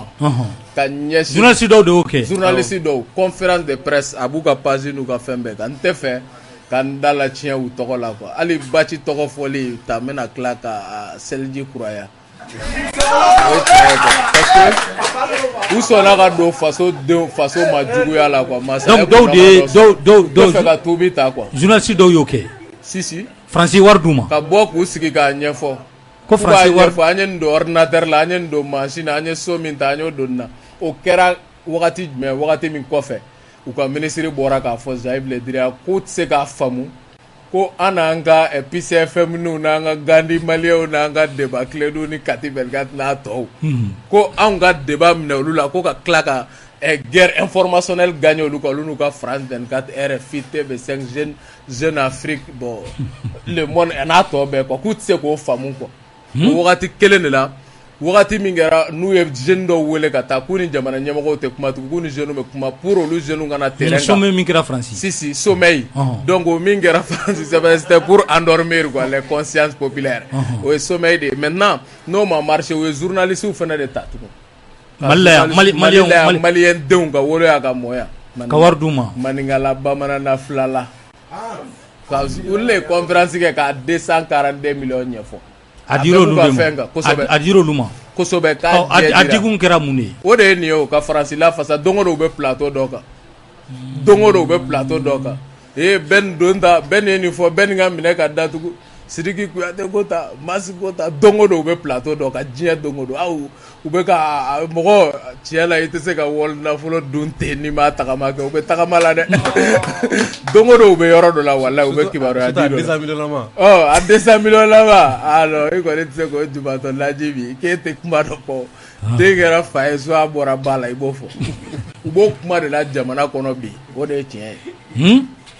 bilayi o maliyɛnw de bɛ Mali kɔnɔ o de y'a to wagati kelen o politiki mɔgɔw welelen bɛ nin wagati in na ko camanba de bɛ ka labɛn u fɛ o fɔ dɛ dɔw fɔ an y'a la u bɛ ka ko in bɛɛ fara ɲɔgɔn kan a politiki mɔgɔ la a mercenaire la a terroriste la a journaliste la a France yɛrɛ autorité la ka bɛn nin wagati ma o de la u bɛ ka bɔli labɛn c'est pas pour rien quoi u bɛna bɔ wa kosɛbɛ k'u bɛna bɔ waati jumɛn ne ma fili tarata don mardi nin tarata sinikɛnɛ k'u ka ɲi ka bɔ mardi fan jumɛn na boulevard la kosɛbɛ k'u ka ɲi ka bɔ anw sirannen de don mas jamanadenw kana fɔ k'u yɛrɛ bɛ taa ninnu ka compte régler parce que u ye jamanadenw sɛgɛn trop mais an b'a ɲini jamanadenw fɛ jamana ɲɛmɔgɔw fɛ u ka disposition ta pour que jamanadenw kana se ɲɔgɔn ma u yɛrɛ dama quoi parce que an b'a dɔn mɔgɔw fujinɛlen don ka se yɔrɔ min na quoi mɔgɔw tɛ fɛ ka s'u ma yɛrɛ o cogoya la mɔgɔw bɛ fɛ sariya sira de fɛ u ka wele u ye min kɛ kiri ɲɛkɔrɔ ɲangini ka da u kan comme u bɛ ka boli kiri ɲɛ joona joona a ye taa élection na pour ne pas donner de temps a Kasoge minɛli ka kɛ parce que Kasoge bɔra o don ka kuma min fɔ jamanadenw ye a bɛna minɛli kɛ a bɛɛ y'a faamu ne mas o fait de bɛ yen sisan justice la o fait fɔra Sadio Kamara ye fɔra na o fait ma ye yan su tɛ ka bɔ dogo dɔ bɔ o fait de fɛnɛ fɔra Asimi fɛ Kasoge ye ko o fait ta ka minɛli kɛ ko taa don sonba kulew la o baara de bɛ sen na ta donc o de la lamaga bɛɛ bɛ sen na il faut plus donner de temps à ce que ko dɔw ka se ka réaliser an bɛ jamanadenw kɔni wele ka na basigi ma la situation est sous contrôle Russie a bɛ ka papier ta cogo min ka taa Nations Unies na Russie a bɛ k'an dɛmɛ cogo min na ka Mali kɔrɔnfɛla camancɛ bolo lakana Russie a bɛ k'an dɛmɛ ka Bamako ni Kati fɛnɛ lakana ten u bɛ yan fɛnɛ a dafalen Bamakɔ yan a bɛɛ dafalen donc toutes les dispositions sont prises pour que nin ko in bɛ ɲa cogo min ma wa Ala ta kɔfɛ ni Ala sɔnna a bɛ ɲa tabarikala Janginɛ Sidiki an y'a ye k'a fɔ Faransi ta kɔni n'a ma ɲɛ ko Asimi y'o lajɔ Ben da sera ma Irisiw u bɛ fan caman fɛ yala an n'olu na Bruno Blage sɛbɛn na sabula u bɛ ka taa an kɔkɔrɔma don Nations Unies na u bɛ ka sɛbɛn ɲini k'a fɔ Faransi bɛ bɛnbɛn min na kama n'a ma ye u bɛ ka kɔkɔrɔma dɔ nin bɛn bɛ fɛ ka yɔrɔnin dɔ fara kan voilà Musk ye ɲininkali min kɛ min b'a to Mali kɛlen ka ni laɲini ban ta n'a bɛ ban 6 mois o y'a article 91 de ye quoi accord in yɛrɛ de b'o fɔ ko ni parti dɔ ko a ka jɔ a bɛ jɔ mais kalo 6 kɔnɔ donc o de y'a to a bɛ kɛ kalo 6 ye o kɛra Maso ye wala dani ye sa dɛ o y'a banni Buguruja ni Furanan don tabarikala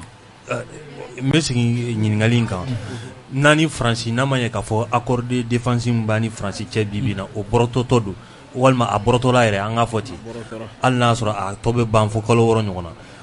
an ni Rusiw cɛ sisan nɔ n'a ma ɲɛ u bɛ k'an kɔkɔrɔma don a bɔra bi bi in na yɛrɛ maa yɛrɛ bɛ se k'a fɔ a kɛra kɛnɛ kan sa sabula Nations Unies na bɛɛ ye k'a fɔ u ye sɛbɛn ta ka taa Mali ka a jukɔrɔma don Faransi ka kɛwale jugu dɔw kɛra an fɛ yan nɔ yala bolonɔ bila an bɛ se k'an sigi n'o ye don n'a nataw la an ni Rusi jamana ni ɲɔgɔn cɛ yɛrɛ k'an dɛmɛ yɛrɛ accord de défense yɛrɛ yɛrɛ ɲɛgɛnɛ ye nin ko jaabi e b'a dɔn farafinna dugu caman u taara kalanso min na fanga marali bolo kɔnɔ o ye Faransi ka kalanso de donc a kalanden ninnu bɛɛ ka kɛcogo ye kelen ye u bɛɛ ka faamu ye kelen ye jamana maracogo la La Guinée wulikajɔ kɛra Alpha Condé a n'a jɛw nɔfɛ faso suɲɛni mɔgɔ faga o ni janfa nɔ kan e m'a ye nin kalo in tile 6 dɔw ko u bɛ wuli k'u jɔ k'a fɔ k'u bɛ bɔ k'u mago bɛ démocratie de la parce que minɛli daminɛna Mamadi Kasuge a ye laseli dɔ kɛ n b'a yira k'u ye mɔgɔ ba damadɔ lamɛn a ko ten minnu lamɛnna u b'a dɔn u ye min kɛ ni dun lamɛnna kiiri kɔnɔ min b'o kɔfɛ o fana dɔnnen don sisan a caman tun y'a se k'u b'u den kɛrɛfɛ kɛlɛw dɔ la komi kiiriko bɛna wuli ni wagati dira ko caman bɛ se ka ɲɛ sɔrɔ kɔnɔna na k'u bɛna bɔ ko k'a fɔ ko démocratie comme si n'a fɔ justice ye démocratie dɔ ye o y'a dɔ ye o nɔ kan bɔli faamuna o faamunen kɔfɛ an bɛna détail di o ko minnu na an bɛna don min kɔnɔ ka kɛ ne ka ɲininkali ye Sergei Lavrov n'o ye Rusi jamana n'u ka jamana ɲɔgɔn cɛ ko ɲɛbɔbaga a ye kangaridaba kɛ ka ɲɛsin Américains ni Europe jamana mɔgɔw ma k'u tɛ min kalama ko olu ni Mali bɛnna ko caman de kan c'est à dire k'u ye bɛnkan caman de signé a bɛ domaine caman kɔnɔ donc u k'a dɔn olu ni Mali u labɛnnen don fɛn o fɛn bɛ tali kɛ tiɲɛ na ka ɲɛsin Mali ma k'u ni Mali labɛnnen don k'a bɛ kunbɛn Sergei ko ten donc o b'a yira a tɛna fɔ fɛnw bɛ se ka signé ka taa ka tɔ renforcer mais minɛnw ni ko camanw ni kabini Nations Unies bɛ taa anw ka ko laɲini kɛ Nations Unies kɔnɔna na olu tɛ se ka kɛ ka taa sɔrɔ i ma mandaté c'est à dire que yamaruya dɔ de bɛ sɔrɔ i n'o jamana ɲɔgɔn cɛ sɛbɛn dɔ de bɛ kɛ i n'o jamana ɲɔgɔn cɛ yaasa i bɛ se k'olu baaraw kɛ donc o baaraw bɛ Rusi jamana ni Mali ɲɔgɔn cɛ c'est pourquoi kabi mɔgɔ caman b'a dɔn ko Rusi bɛ se ka na an y'a fɔ Maliyɛnw ɲɛna ni kɛlɛ in na hali ni Rusi ka dɛmɛ danna dɔrɔn ka taa anw lafasa Nations Unies na n ka mɔgɔ b'o la ah oui parce que a donni ma an y'a fɔ a fɔcogo jɛ la n ko Rusi droit de veto de b'o bolo o dun tɛ e fa bolo a t'i ba bolo donc an m'an ka veto de kɔ a dun ye kɛlɛkɛminɛn de ye bi diɲɛ kɔnɔ o y'i diya o m'i diya o kɛlɛkɛminɛn dɔ de don o kɛlɛkɛminɛn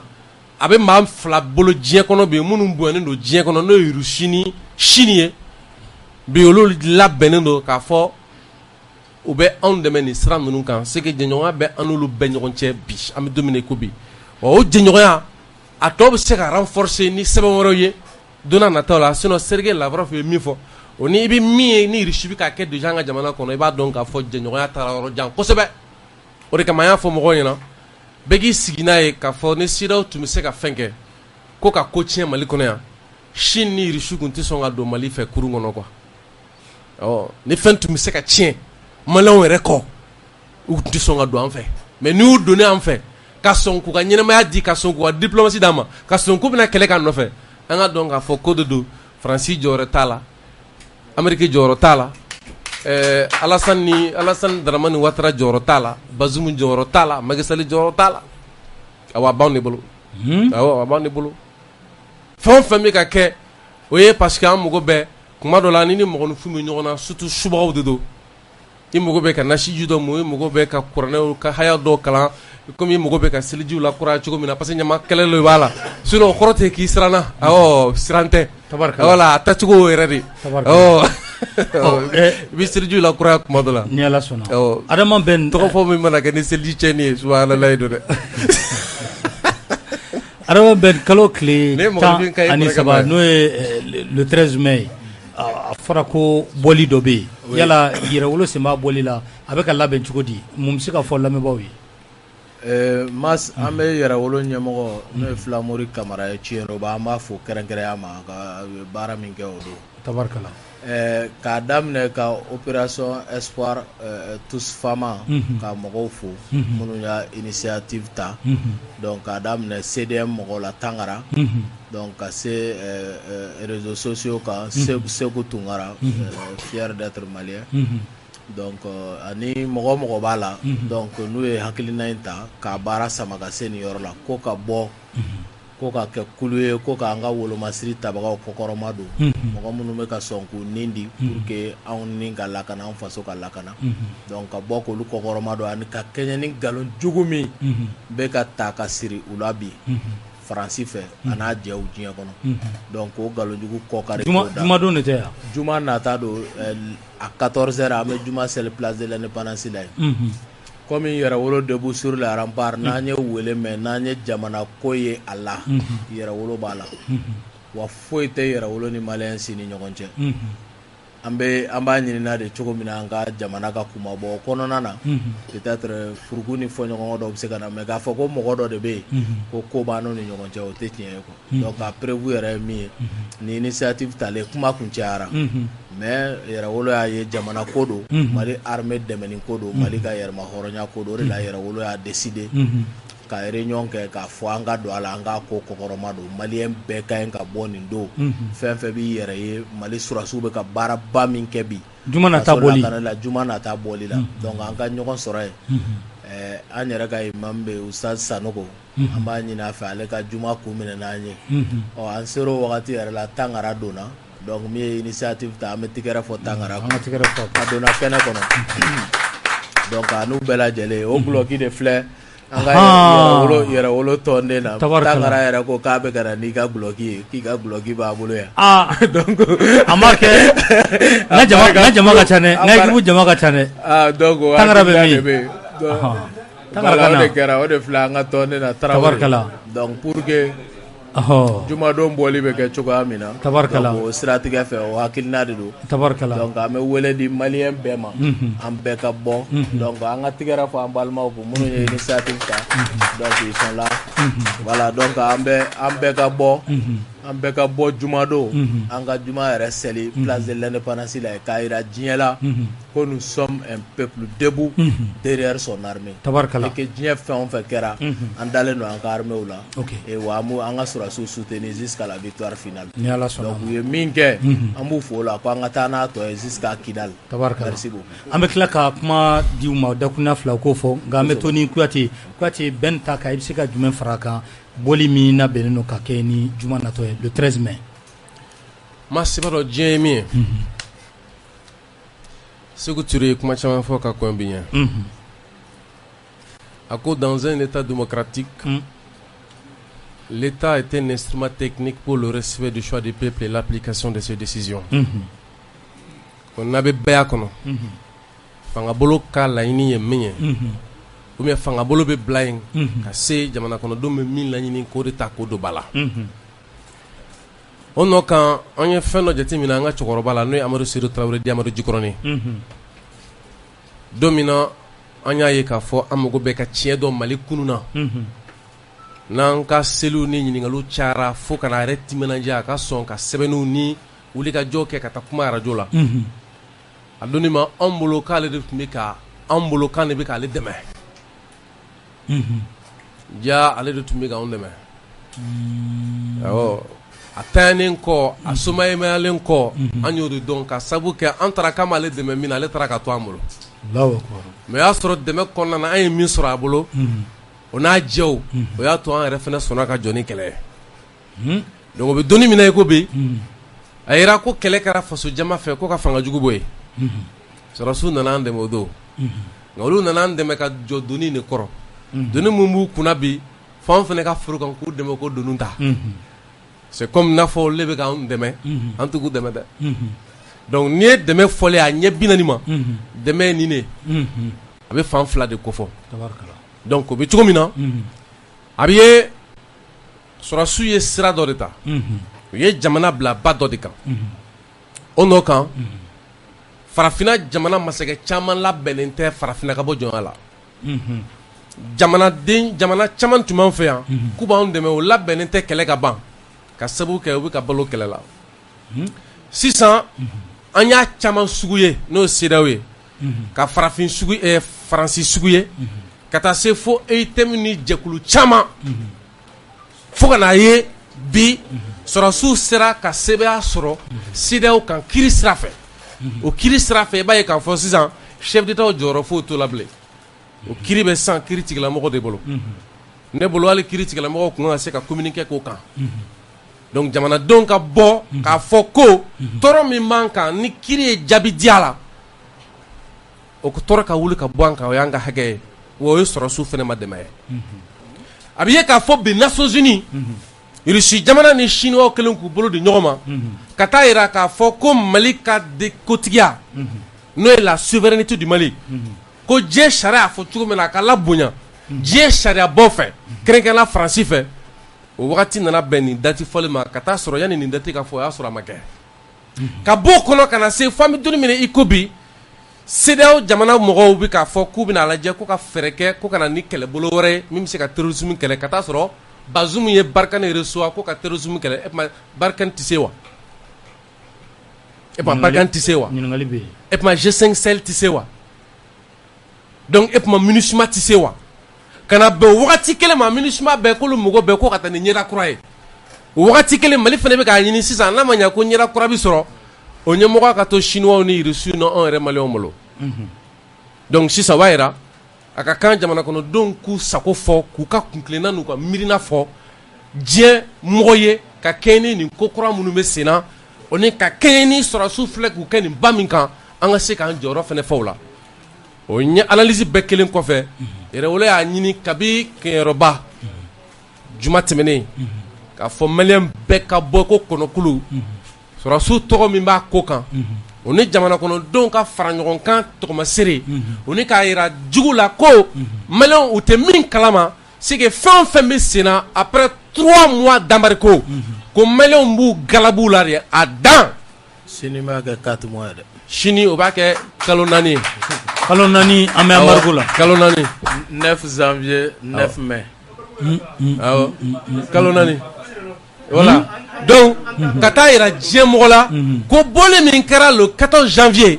peuple mun bɔra k'o bɔli kɛ minɔgɔ m'u faga kɔngɔ m'u faga galabu ma sa wa an b'an ka jamana kɔ an b'an ka armée kɔ masi bɔli miirina fila tabarikala jɛmukan tɔ ye an y'a ye an ka jamana ɲɛmaa fɔlɔ Modibo Keita Baba Modibo ko a soma yɛlɛmali bɛɛ bɛ fɛ ka dɔ fɔ yanni an ka se kosɛbɛ bɔli ko in na quoi an bɛ fɛ ka min fara a kan ale ni mardi bɔli tɛ kelen dɛ voilà bɛɛ de farala ɲɔgɔn kan fɔlɔ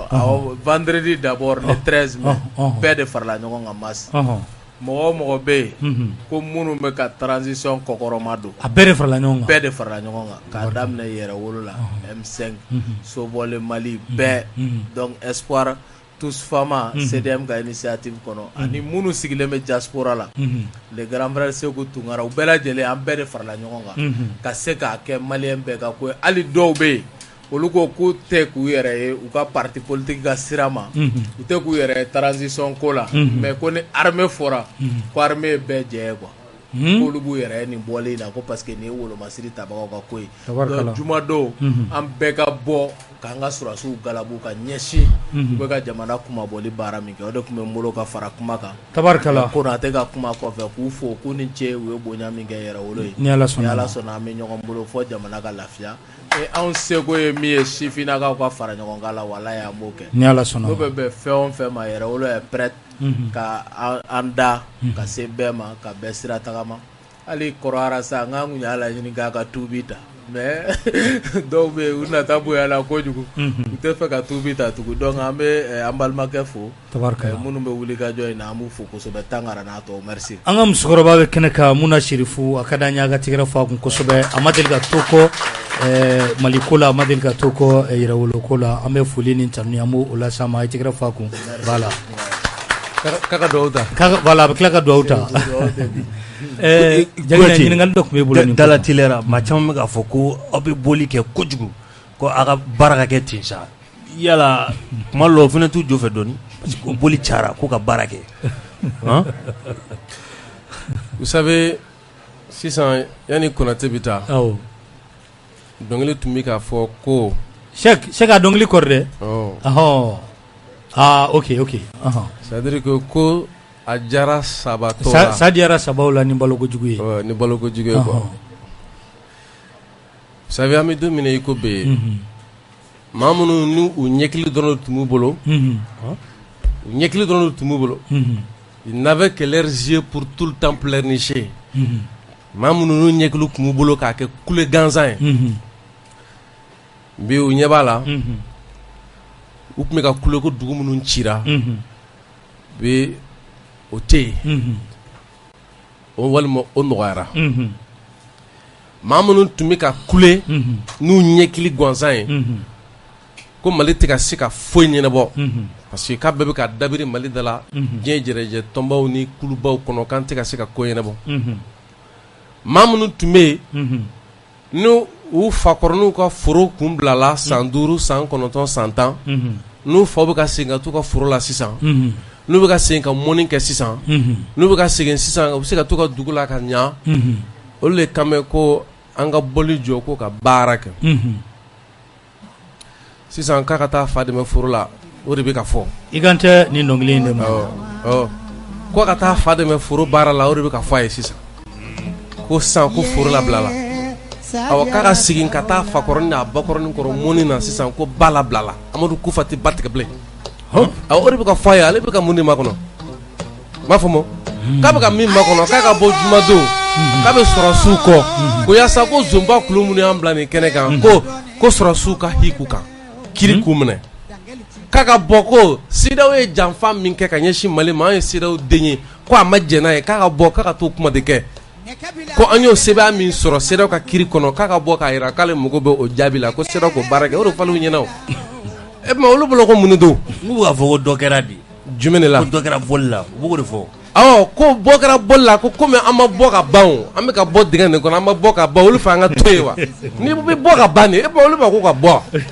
donc ni dɔ kɛra bɔli la sisan an bɔra de wa ou bien an b'a kɔnɔ de an bɛ kɛlɛ kɔnɔ hali bi de k'olu k'o de faamu o de bɛ ka ɲɛf'u ɲɛna tan o de kama an bɛna don o don ka kuma u fɛ don o don k'u kana an ka taama pour que an ka se ka bɔ bientôt an bɛ bɔ dingɛ kɔnɔna na e tuma olu kama ko dɔ kɛra taama la k'u k'a fɔ ko tagama ni bolofini fana de bɛ kɛ ni ɲɔgɔn ye sen tɛ se k'a fɔ bolo ma ko dɔ kɛra bolofini fana na ka taa sɔrɔ sen yɛrɛ bɛ ka tagama o fana y'a jumɛn ye tugun c'est pas facile mas ne bɛ hinɛ mɔgɔ la mais dɔnkili bɛ ka kuma min fɔ k'a diyara sabatɔ la ni ɲɛnama ko jugu ye quoi jamana min kɔnɔ ni maaw tun tɛ ka ɲɛnabɔ i tɛ ka ɲɛbɔ ɲɛnamaya nɔfɛ bilen parce que lagosi barika bonyana bi mɔgɔw de b'u k'u to diɲɛ fan wɛrɛ fɛ k'a ɲini ka kɛ maliyɛn ye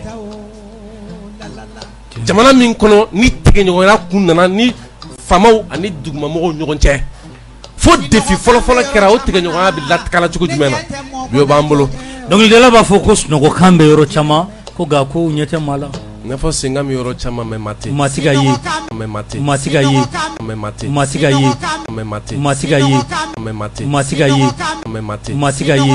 mɛ mate maa ti ka ye mɛ mate maa ti ka ye mɛ mate maa ti ka ye mɛ mate maa ti ka ye mɛ mate maa ti ka ye mɛ mate maa ti ka ye mɛ mate maa ti ka ye mɛ mate maa ti ka ye mɛ mate maa ti ka ye mɛ mate maa ti ka ye mɛ mate maa ti ka ye mɛ mate maa ti ka ye